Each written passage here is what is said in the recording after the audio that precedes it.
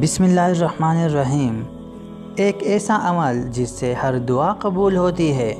رسول اللہ صلی اللہ علیہ وآلہ وسلم نے فرمایا، جو رات کی تاریکی میں بیدار ہوتا ہے اور یہ کہہ دیتا ہے لا الہ الا اللہ وحدہ لا شریک لہ لہ الملک ولہ الحمد وہو علی کل شیء قدیر، الحمدللہ وسبحان اللہ ولا الہ الا اللہ واللہ اکبر، یہ کلمات کہہ دیتا ہے اور پھر یہ کہہ دیتا ہے اللہم اغفر لی، اے اللہ میرے گناہوں کو معاف فرما دے۔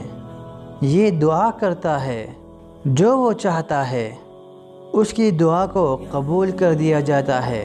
اور دوسری روایت کے لفظ ہیں، اگر وہ وضو کر کے نماز پڑھتا ہے، جو بھی نماز پڑھتا ہے وہ اللہ کے ہاں قبول ہو جاتی ہے۔ اللہ تعالی ہمیں خشوع و خضوع کے ساتھ نماز پڑھنے اور دعا مانگنے کی توفیق عطا فرمائے اور ہماری جائز دعاؤں کو قبول فرمائے، آمین۔